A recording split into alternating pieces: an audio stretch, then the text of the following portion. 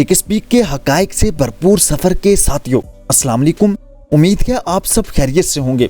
दोस्तों, ये दुनिया हमेशा से अजीबो गरीब लोगों और उनसे मुंसलिक ख्वाहिशात से भरी रही है।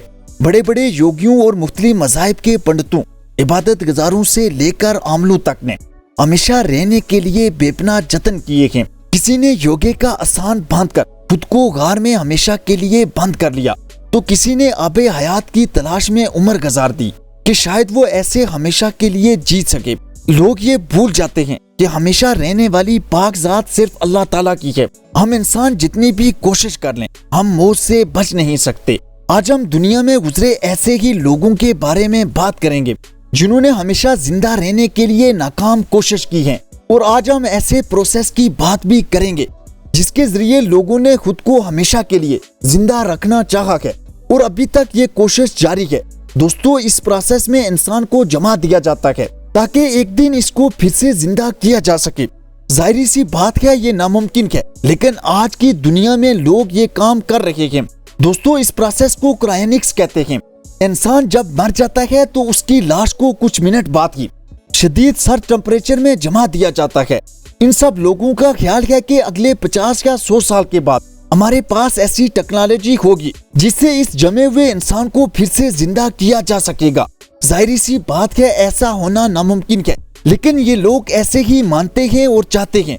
आप ये जानकर तो यकीनन हैरान होंगे कि अब तक तकरीबन 250 लोगों की लाशों को इसी तरह जमाया जा चुका है और 1,500 लोगों को ऐसे ही जिन्होंने इस प्रोसेस के लिए अप्लाई किया हुआ है कि मरने के बाद इनकी लाशों को भी ऐसे ही जमा कर महफूज किया जाएगा। दुनिया में 4 ऐसी जगहें मौजूद हैं जहां ये काम हो रहा है, जिनमें से 3 अमेरिका में और 1 रशिया में है। आइए अब इन लेबोरेटरियों के अंदरूनी काम के बारे में जानते हैं कि यहाँ होता क्या है और इंसानी लाशों को कैसे जमाया जाता है। सबसे पहले तो ये बताते चलें कि यह अजीबो गरीब काम कैसे शुरू हुआ। दोस्तों, इस सब की शुरुआत डॉक्टर रॉबर्ट ने की। उसे हमेशा जिंदा रहने का जुनून था। उसकी डेथ तो 2011 में हो गई थी। इसे डॉक्टर ने क्रायोनिक्स नामी इस प्रोसेस का आइडिया दिया था।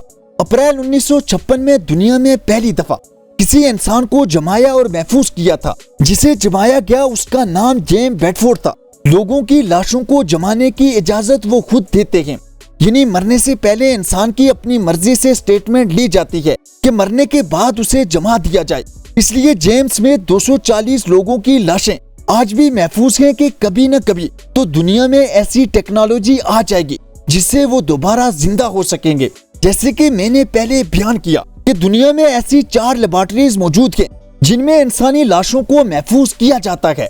यहाँ जैसे ही कोई इंसानी लाश पहुँचती है, डॉक्टर उसे केमिकल्स और दवाइयों से ट्रीट करते हैं। इसके बाद उस लाश से सारा खून निकाल लिया जाता है और उसकी जगह एक केमिकल डाल दिया जाता है जिसे क्रायो प्रोटेक्टेंट कहते हैं। इसके बाद स्टील के एक बहुत बड़े चेम्बर में, जिसके अंदर लिक्विड नाइट्रोजन महफूज होता है, इस लाश को डाल दिया जाता है। ये जो स्क्रीन पर आपको स्टील के चेम्बर नजर आ रहे हैं, इनमें इंसानों की लाशें मौजूद हैं। एक चेम्बर में 9 लाशें महफूज की जाती हैं। इसके अंदर टेम्परेचर -196 डिग्री होता है। इनका मानना है कि यहाँ इंसान की लाशें तब तक जमी रहेंगी जब तक उसे दोबारा जिंदा करने वाली टेक्नोलॉजी न आ जाए। इस प्रोसेस में बहुत ज्यादा पैसे लगते हैं। एक लाश को जमाने में $2 लाख तक खर्च हो जाता है। और आपको बताते चलें कि यहाँ सिर्फ इंसानी लाशें ही नहीं बल्कि इंसानों के सर भी जमा हुए हैं।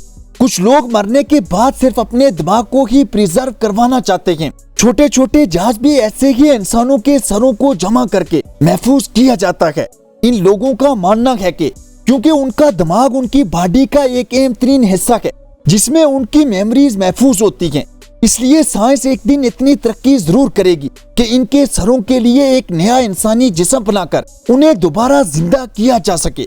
ये सब सिर्फ एक पागलपन के सिवा कुछ नहीं, मगर फिर भी लोग इस पागलपन का शिकार होकर अपनी ही लाशों पर तजर्बात करवाए जा रहे हैं। इन जगहों पर वहाँ महफूज लोगों की तस्वीर भी लगी होती हैं जिनको मरने के बाद फिर जिंदा होने की उम्मीद होती है, और तो और इनमें बच्चे भी महफूज हैं। इनके माँ बाप ने महफूज करवाया होता है। किसी को नहीं पता कि ये लाशें कब तक या एक दिन बेकार समझकर फेंक दी जाएंगी। अल्लाह ताला ने वैसे भी इंसानी जिस्म की तख्लीक ऐसे की है कि इतनी तरक्की के बावजूद अभी तक मेडिकल साइंस इंसानी दिमाग के काम करने के प्रोसेस तक को सही से समझ नहीं सकी। इसका कॉम्प्लेक्स डिजाइन तक समझना भी मुश्किल तरीन है।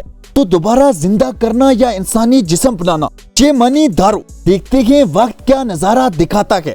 कमेंट सेक्शन में ये जरूर बताइएगा आपको ये हमारी स्टोरी कैसी लगी। आखिर तक हमारा साथ देने का बहुत शुक्रिया।